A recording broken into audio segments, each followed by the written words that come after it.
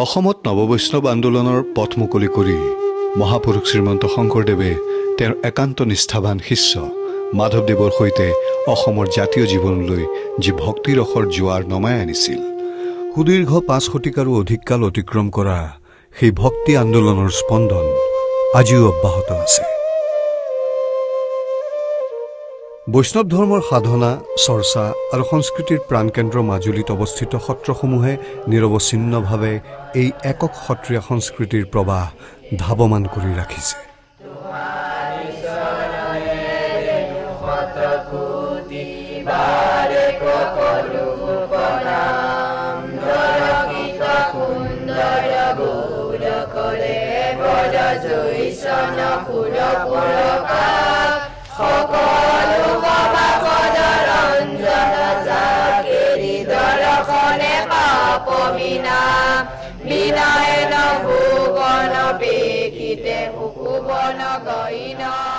শৈশৱকালতে পৰিয়ালে একোখন সত্ৰত নিজৰ সন্তানক সমৰ্পণ কৰাৰ পৰম্পৰা থকা সত্ৰসমূহৰ সামাজিক মান্যতা আৰু পৰিচয় যথেষ্ট উচ্চ।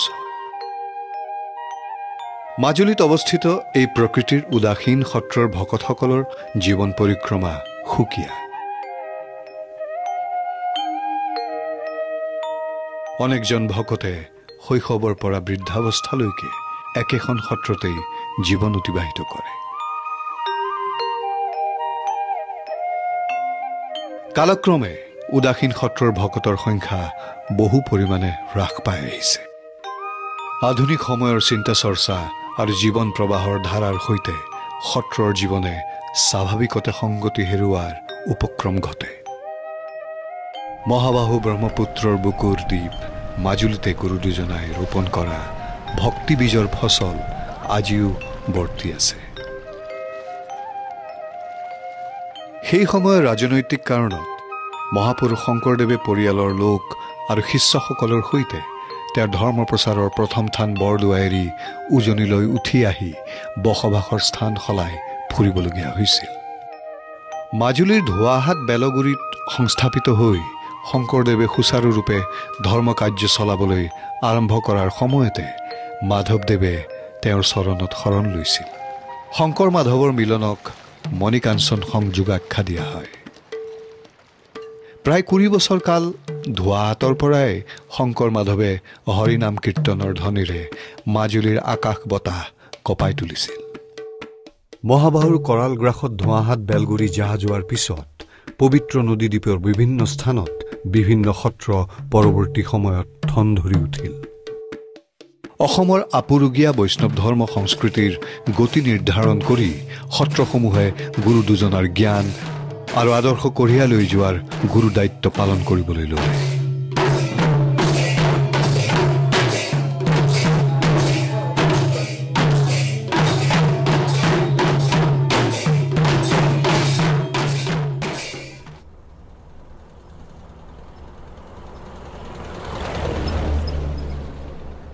মাজুলীৰ এখন উল্লেখযোগ্য উদাসীন সত্ৰ উত্তৰ কমলাবাৰীত অভিজ্ঞ বয়োজ্যেষ্ঠ ভকতে সত্ৰাবাস কৰিবলৈ লোৱা নতুন ভকতক বৈষ্ণৱ ধৰ্মৰ ৰীতি নীতি আৰু গীত মাতৰ প্ৰশিক্ষণ দিয়ে। গুৰুজন কৃপা কৰি হৃদয়ত হৰিভক্তি বস্তু বাসা কৰি সৰ্বপ্ৰকাৰ মংগল কৰি মনৰ বাঞ্ছা পূৰণ কৰা হ'ব। ৰাম ৰাম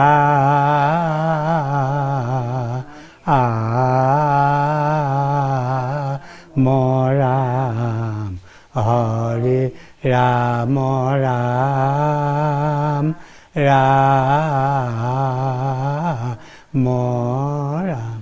সত্ৰৰ বয়োজ্যেষ্ঠ ভকতসকলে অনভিজ্ঞ নভকতক কোনো দিশতে পিতৃ মাতৃ স্নেহ আৰু অভিভাৱকত্বৰ অভাৱ অনুভৱ কৰিবলৈ নিদিয়ে। আধুনিক সময়ৰ জ্ঞান বিজ্ঞানৰ প্ৰয়োজনীয়তাক ওলাই নকৰি পৰম্পৰাৰ সৈতে সহাৱস্থান কৰি সত্ৰসমূহ প্ৰাসংগিক হ'বলৈ যত্নপৰ হৈ পৰিছে। সত্ৰৰ জীৱনৰ সকলোবোৰ দিশতে নিজকে নিমগ্ন কৰি উঠিও এইসকল শিশু ভকতে নিয়মীয়া স্কুল কলেজৰ শিক্ষা দীক্ষাও সমান্তৰালভাৱে গ্ৰহণ কৰিবলৈ সক্ষম হয়। মনুষ্য জনম পাই হৰি নুভজিলা অৱশ্য হৈবা ভাই তিন তৰু শিলা। মনুষ্য জনম পাই সত্ৰলৈ আহিলোঁ, সত্ৰলৈ আহি পেলাই এনেকুৱা এটা সেৱা, সৎ সেৱা, ভকতক সেৱা, ঈশ্বৰক সেৱা কৰাটো এটা কৰ্তব্য বুলি গুৰু দুজনাৰ দিনতে ৰাখি থৈ গ'ল। সেই কৰ্তব্যটো পৰম্পৰা হিচাপে আজিলৈকে চলি আছে।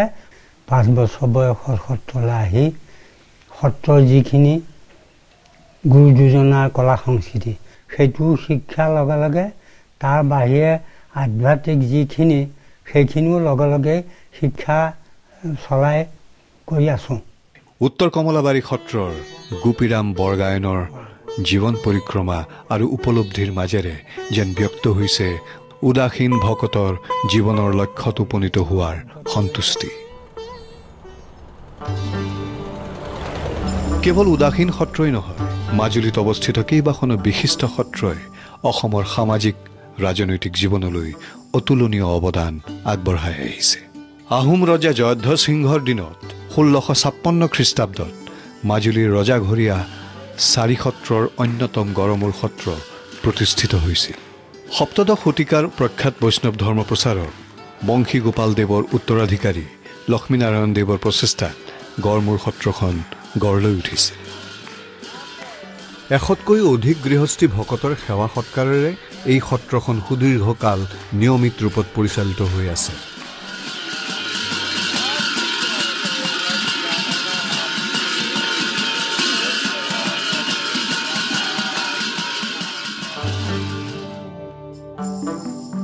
আহোম ৰজা জয়ধ্বজ সিংহই জগন্নাথৰ পৰা বংশীবদনক অনাই গড়মূৰত সত্ৰ পাতি দিয়া বুলি কোৱা হয়।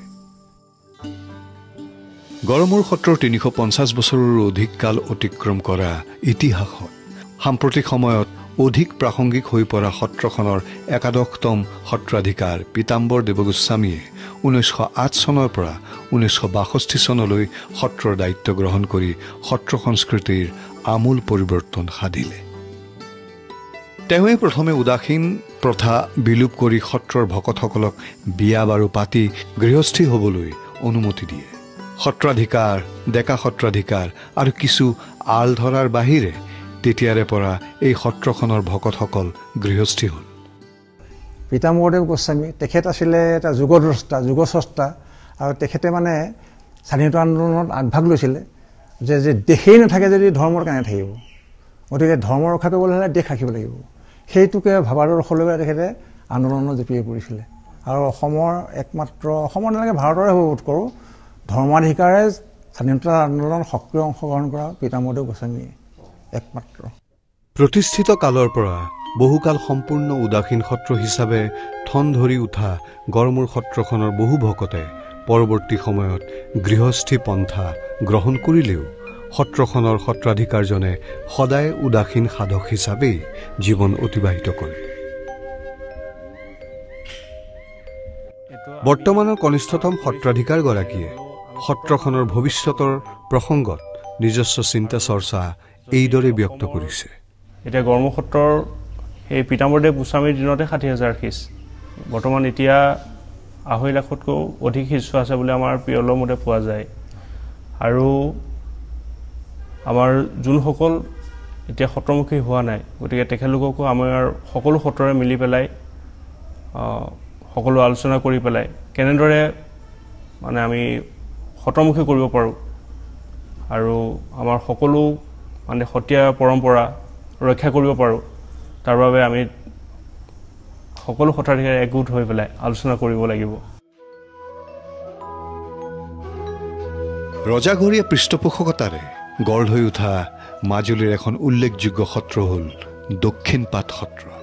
আহোম ৰজা জয়ধ্বজ সিংহ আছিল এই সত্ৰখনৰ প্ৰতিষ্ঠাপক। 1584 চনত ৰজাই শ্ৰী শ্ৰী বনমালী দেৱক আনি সত্ৰত প্ৰতিষ্ঠা কৰি শৰণ লয়। শ্ৰী শ্ৰী যাদৱ ৰায় মহাপ্ৰভুৰ মূৰ্তিকেই সেই সত্ৰত উপাস্য দেৱতা হিচাপে সেৱা কৰা হয়। ব্ৰহ্মসংহতিৰ অন্তৰ্ভুক্ত দামোদৰীয়া পন্থাৰ সত্ৰ দক্ষিণপাটত সত্ৰাধিকাৰে নিয়মিতভাৱে সংস্কৃতত ভাগৱত পাঠ কৰে। তেওঁলোকৰ বংশবিলাকৰ যি বৰ্ণনা, জ্যেষ্ঠ বংশধৰা আৰু তেওঁলোকৰ বংশধৰ পুত্ৰ নাতি এইবিলাকৰ যি বৰ্ণনাৰ কথা বংশানুচলিতম উচ্যতে। এই উদাসীন ভকতৰ সত্ৰখনত আদিতে যথেষ্ট সংখ্যক ভকতে স্থান লৈছিল। পৰিৱৰ্তিত সময়ৰ গতিত কেৱল আধ্যাত্মিক চিন্তা চৰ্চা আৰু আনুষংগিক সাংস্কৃতিক ক্ৰিয়াকলাপৰ মাজেৰে জীৱনটো অতিবাহিত কৰিবলৈ আগ্ৰহী হোৱা উদাসীন বৈষ্ণৱ বা ভকতৰ সংখ্যা ভালেখিনি হ্ৰাস পালে। সত্ৰবিলাক যেতিয়া প্ৰতিষ্ঠা কৰিছিল তেতিয়া 250, 500, 400, 300 এনেধৰণৰ ভকতৰ সংখ্যা গুৰুচৰিতবিলাকত বৰ্ণনা পোৱা যায়। সেই সময়ত মানুহৰ চিন্তা চৰ্চাটো এটা আধ্যাত্মিকভাৱত প্ৰবল আছিল আৰু আধ্যাত্মিকভাৱেই সত্ৰলৈ মানুহ এজনক প্ৰেৰণ কৰে। সত্ৰ হ'ল শতানাং সংঘতি ইতি সত্ৰম।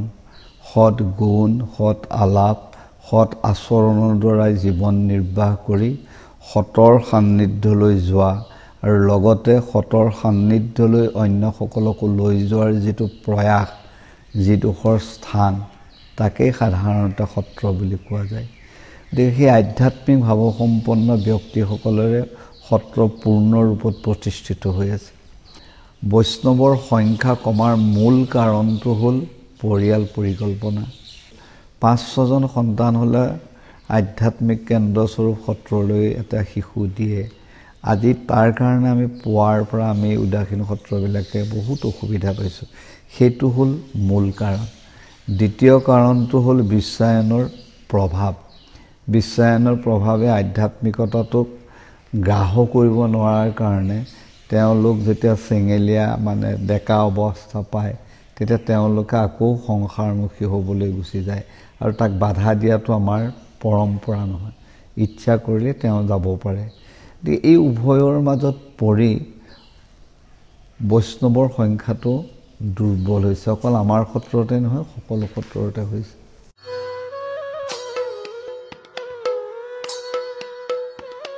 অভিজ্ঞ বয়োজ্যেষ্ঠ বৈষ্ণৱ ভকতসকলৰ পৰম্পৰাৰ চিন্তা চৰ্চাৰ সমান্তৰালভাৱে কিশোৰ আৰু যুৱ ভকতসকলক আধুনিক পৃথিৱীখন বুজ ল'বলৈ স্কুল কলেজৰ শিক্ষা গ্ৰহণ কৰিবলৈ উদগনি দিয়া হয়। কেইবা শতিকাৰো আগৰ স্থাপত্য কলাৰ নিদৰ্শনেৰে নিৰ্মিত বিশাল ভূমিত অৱস্থিত সত্ৰখনত সংৰক্ষিত বহুতো মূল্যৱান পুথিৰ ভিতৰত আটোমটোকাৰিকৈ ৰখা মহাপুৰুষ শ্ৰীমন্ত শংকৰদেৱৰ নিজ হস্তাক্ষৰ সম্মিলিত এই পুথিভাগ বিশেষভাৱে উল্লেখযোগ্য। পুথিভাগ গুৰুজনাই শ্ৰী দামোদৰ দেৱক উপহাৰ হিচাপে দান কৰিছিল বুলি কোৱা হয়। পবিত্ৰ ভূমি মাজুলীয়ে যিকোনো পৰ্যটককে নিমিষতে মুহি পেলাব পাৰে। ইয়াৰ শান্ত সমাহিত নৈসৰ্গিক শোভাই সকলোৰে মন প্ৰাণ জোৰাই পেলায়।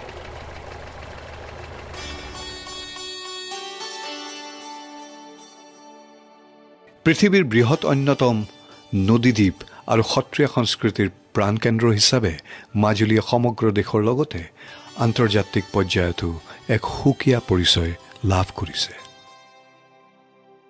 মাজুলীৰ ভৌগোলিক অৱস্থান, প্ৰদূষণমুক্ত জলবায়ু, নিৰ্মল পানী, নদ নদী, পশু পক্ষী আদিয়ে দেশী বিদেশী সকলো পৰ্যটককে আকৰ্ষণ কৰিবলৈ সক্ষম হয়। এনে মনোৰম প্ৰাকৃতিক পৰিৱেশৰ মাজত অৱস্থান লাভ কৰি বৈষ্ণৱ সত্ৰসমূহে মাজুলীৰ সামগ্ৰিক ৰূপৰ আৰু অধিক মাত্ৰা প্ৰদান কৰিছে। উদাসীন পৰম্পৰাৰে পৰিচালিত মাজুলীৰ আন এখন বিশেষ সত্ৰ হ'ল আউনীআটী সত্ৰ। সত্ৰখনৰ সাংস্কৃতিক দিশটো অতি চহকী। অতি কম বয়সৰ পৰাই সত্ৰৰ জীৱনৰ সৈতে পৰিচয় লাভ কৰা ভকতসকলক নিয়মিত অনুশীলন আৰু নিষ্ঠাই সত্ৰীয়া পৰম্পৰাক যে জীয়াই ৰাখিব তাত কোনো সন্দেহ নাই। সত্ৰখনৰ কোমল বয়সীয়া ভকতসকলে নৃত্য, গীত, বাদ্য, মাটি আখৰাকে ধৰি সত্ৰীয়া সংস্কৃতিৰ সকলোবোৰ সাধনা নিয়মিতভাৱে অনুশীলন কৰে।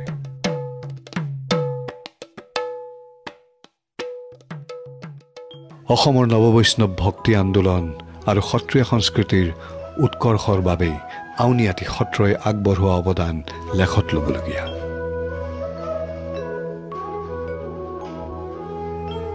অস্তপ্ৰহৰৰ পৰিৱৰ্তিত আলোকসজ্জাই মাজুলীৰ আকাশ বতাহত অলৌকিক ৰং সানে। সত্ৰে সত্ৰে আলোকিত বন্তিগছিৰ প্ৰতি বৈষ্ণৱ ভকতৰ কি এক আন্তৰিক প্ৰীতি। সংহতিভেদে সত্ৰসমূহৰ আচাৰ নীতিৰ হয়তো কিছু প্ৰভেদ আছে, কিন্তু প্ৰতিখন সত্ৰৰ প্ৰতিজন বৈষ্ণৱ ভকতৰ অন্তৰাত্মাত দোলা দি থকা মূল চালিকা শক্তিটো হ'ল অচলা ভক্তি। কোনো কোনো সত্ৰৰ নামঘৰৰ সমীপত সজাই থোৱা সুশোভিত গোবিন্দৰ বিগ্ৰহৰ সন্মুখতেই হওক অথবা নামঘৰৰ সিংহাসনখনৰ ভাগৱতৰ সন্মুখতেই হওক, পৰম্পৰা আৰু বিশ্বাস অনুযায়ী মূৰ দুওৱা বৈষ্ণৱ ভকতসকলৰ হৃদয়ত অহৰহ বৈ থাকে একেই ভক্তিৰসৰ নিজৰা। ভক্তিৰসৰ সেই নিৰৱচ্ছিন্ন স্ৰোতৰ প্ৰতিফলন ঘটে অখণ্ড বন্তিগছিত। মাজুলীৰ প্ৰতিখন সত্ৰক কিন্তু অবিৰত নামৰ অন্তঃস্ৰোতে একতাৰ দোলেৰে বান্ধি ৰাখিছে।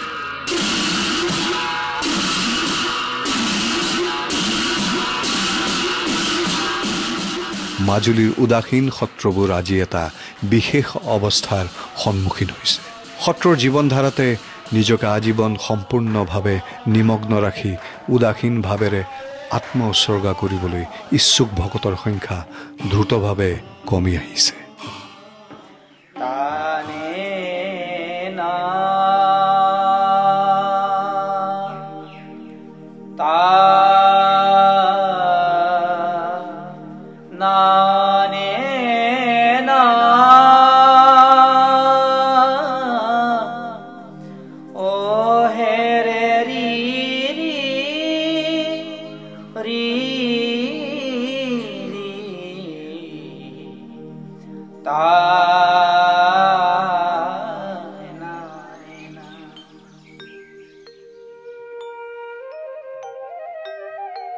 ঐকান্তিকভাৱে সত্ৰ পৰম্পৰাৰ সূত্ৰী বোৱাই নিব পৰা বৈষ্ণৱ ভকত আগন্তুক কাললৈ ওলাই থাকিবনে, সেই প্ৰশ্নৰ উদয় হৈছে।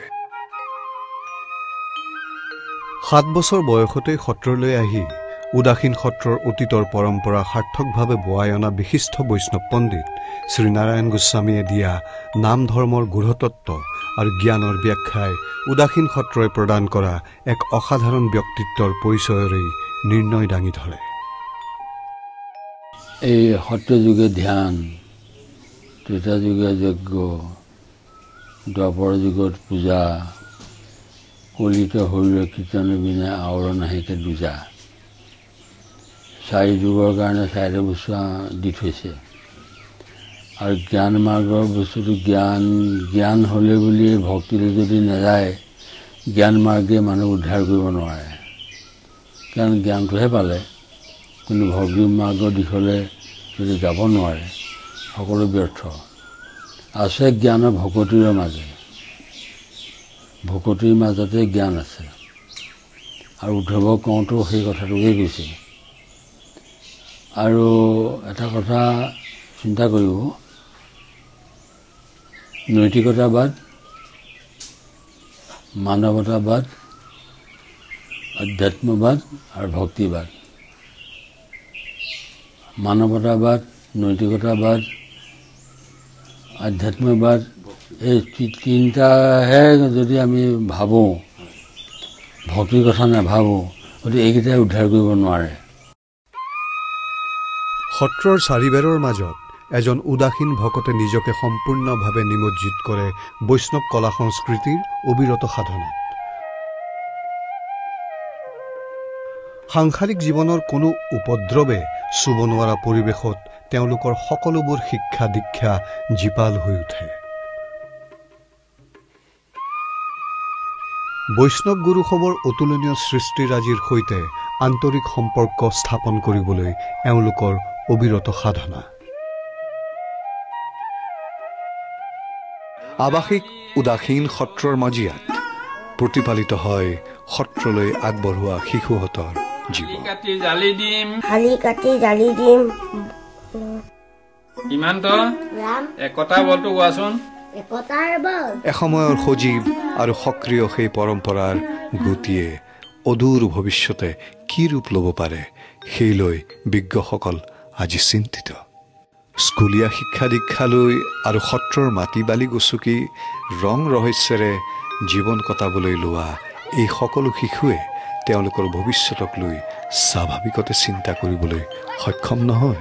কিন্তু যি পৰম্পৰাৰ ভৱিষ্যতক লৈ চিন্তাৰ অৱকাশ ঘটিছে, সেই পৰম্পৰাক কঢ়িয়াই নিবলৈ এইসকল শিশুক সমাজ আৰু সত্ৰসমূহে প্ৰয়োজনীয় পৃষ্ঠ প্ৰদান কৰিবলৈ কিমান দূৰ সমৰ্থ, সেই প্ৰশ্নটোৰহে সাৰ্থক উত্তৰ হয়তো আজি বিচাৰিবলগীয়া হৈছে। পৰিৱৰ্তিত সময়ৰ সৈতে খোজ মিলাই গৈ থাকি অদূৰ ভৱিষ্যতে উদাসীন সত্ৰই গতিপথ হেৰুৱাই পেলোৱাৰ অনিশ্চয়তাক আজি নুই কৰিব নোৱাৰি।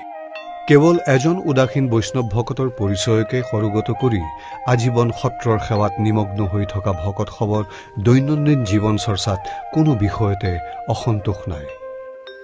ভক্তিৰ পৰা উদ্ভৱ হোৱা জ্ঞানেই হয়তো এইসকল ভকতক জীৱনক অতি সহজভাৱে ল'বলৈ শিকাইছে। উদাসীন ভকতৰ আমি লোকৰ পৰা আনি পেলাই ডাঙৰ দীঘল কৰি পেলাই তেওঁবিলাকক শিকাই বুজাই আমি ইয়াত ভকত কৰোঁ।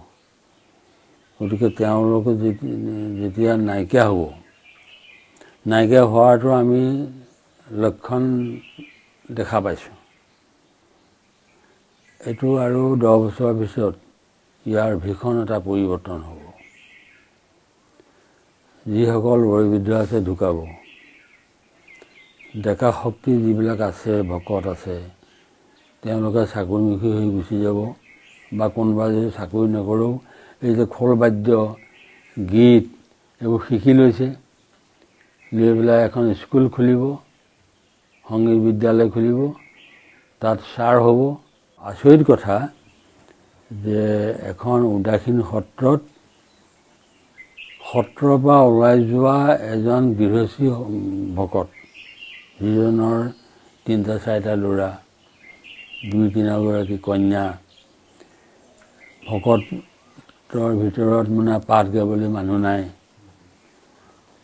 তেওঁকে আনি সেইখন আসনত বহাবলগীয়া হৈছে পাঠত। আমি যিটো মানে তাত যাবলৈ আমাৰ ভয় লাগে, সেই পাঠখনৰ ওচৰলৈ যাবলৈ যিকোনো মানুহ যাব নোৱাৰে।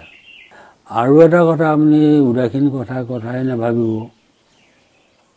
গৃহস্থী যিবিলাক সত্ৰ আছে, এই সত্ৰবিলাকতো সত্ৰাধিকাৰ হ'বলৈ মানুহ নাইকিয়া হৈছে, আৰু গায়ন বায়ন ওজা কীৰ্তন একো নাইকিয়া হৈছে, নিশিকা হৈছে, একো নকৰে।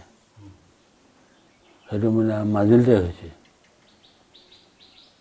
কোনোমতে ৰৈ আছে, আৰু কোনোমতে ৰৈ আছে। আৰু আমাৰ এতিয়া সত্ৰত ভালেখিনি ঘৰ, ভালেখিনি বহা বুলি কয়, আমাৰ ঘৰ বুলি নকয়, ভালেখিনি বহা, এতিয়া তলা লগোৱা। এসময়ত শিষ্য আৰু ভকতেৰে পৰিপূৰ্ণ হৈ গীত বাদ্য নামধ্বনিৰে চৌদিশে মুখৰিত হৈ থকা সত্ৰৰ ভালেখিনি ভকতৰ কোঠা বা বহা আজি পৰিত্যক্ত।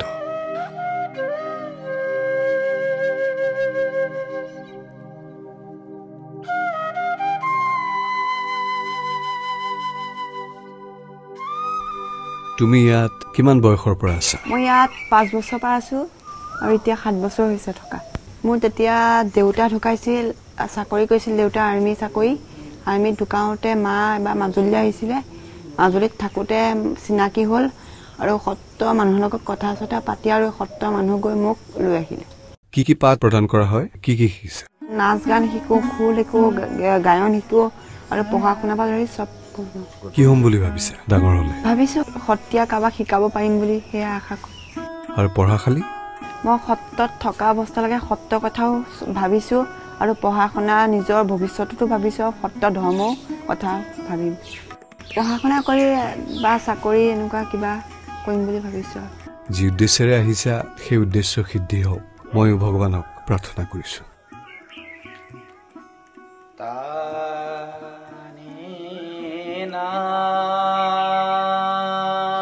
সত্ৰৰ পৰা বিস্তাৰিত হোৱা অসমৰ বৈষ্ণৱ পৰম্পৰাৰ এটা মূল খুঁটি উদাসীনতা সময়ৰ গতিত আজি প্ৰায় স্থবিৰ হোৱাৰ উপক্ৰম ঘটিছে।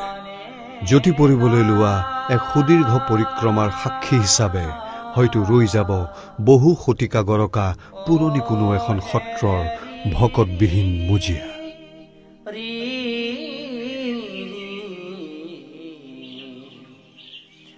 তানে